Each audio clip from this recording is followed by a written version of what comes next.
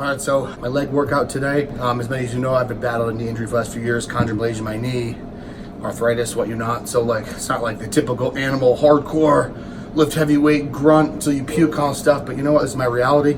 Moved on from it. I'm not one that's going to sit in the past and talk about what I used to do, what I used to be able to do. So I'm going to go through kind of what I've learned how to do now. And obviously, as you can see in the video and the pictures, my legs are growing, getting stronger, getting bigger.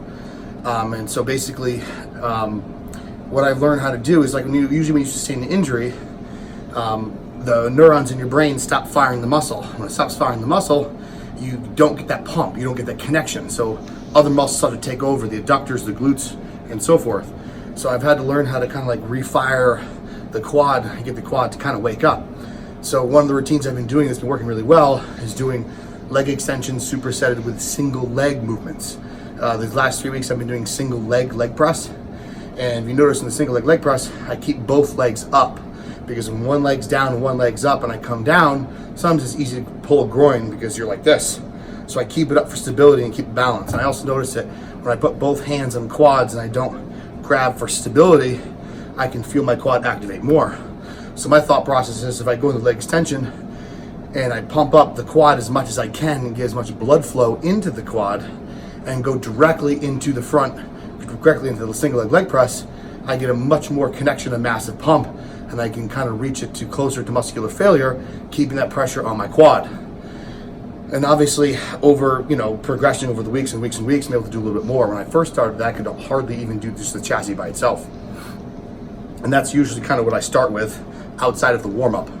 And then I also go into the hack squat, and the reason I use machines is machines I can easily dictate my range of motion and not really worry about technique and where I am, because if one right leg's stronger than the left leg and you start going closer to failure, you can compensate. And when you compensate, that's how you start to tweak the old injured knee, because the stronger side will always take over. So single leg movements have been kind of my staple point going in to this photo shoot for Animal in the last couple months, and obviously going into my next show, which will be the California show on November 10th. So that's kind of what I've been focusing and what I've been doing, and it's been working really well. Each week I seem to get more and more connection in that quad, and I get more and more pumps. I was not getting a pump at all my left leg for a while, only my right leg. So I do the hack squats, I keep my hands away, I move very slow, I keep tension on the quad, as you can see. And one of the things you don't realize that I am doing when I do all these leg movements is I'm really contracting the muscle against the weight. I'm not just mindlessly pushing like a weightlifter. Like Dorian Yates used to say, you try to make the movement harder. So keep my hands on the side, no belt, no knee wraps, slowly coming down, keeping tension. I can fatigue my quads much faster with lighter weight. And that's what I'm trying to achieve, because my knee can only take so much weight, period. So you gotta kind of improvise and do what you can. So for those of you guys who are injured, don't quit, don't give up, don't cry and get frustrated, it's ridiculous.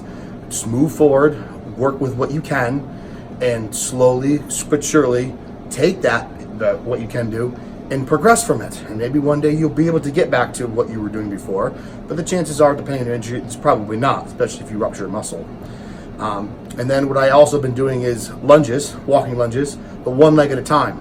And I'll stay with higher reps. So I think the first set was actually full 2.5 minute set, 2 minute set in total duration. So anywhere from 16 to 30 reps. I'll do one leg at a time so I can fatigue that leg faster versus going one leg, this leg, this leg, this leg. Then I'm cardiovascular getting tired before that left quad gets tired. And I can keep more focus on the left side. And I'll do right side. I didn't show all sets, but I usually do 3 sets of the walking lunges, one leg at a time. And that's what I'll end with for a quad exercise. And then I'll do hamstrings after, which is boring stuff. Standing leg curl, lying leg curl. Usually do 5 sets, standing leg curl, 5 sets, lying leg curl, 15 to 20 reps. I try to keep tension in the hamstring. Same fashion, I'm contracting the muscle against the weight to try to fatigue the hamstring faster with lighter weight because of my knee. And so far it's been good. I was getting sick and tired to keep trying to like front squat, do squats, getting injured, being down for 3 weeks, go back for 4 weeks. If you're getting injured, you're not growing, you're not changing.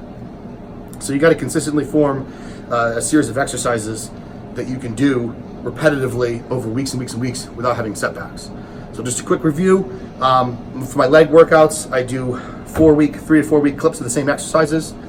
I'll do obviously my banded lateral walks, some glute activation exercises, some adductor work to kind of warm up my hips and my legs, and then I'll go right into leg extension. Yes, I know they're horrible for your knees, but I do them very, very light, very controlled, and I contract to make sure it's all my quad.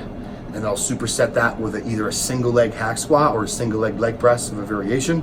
And the next exercise will always be an exercise with 2 legs together, whether it's hack squat, whether it's a squat leverage machine, plate loaded, and then I'll always end with some variation of a lunge, whether it's a reverse lunge, walking lunge, bar and split squat, and then I'll do my hamstrings.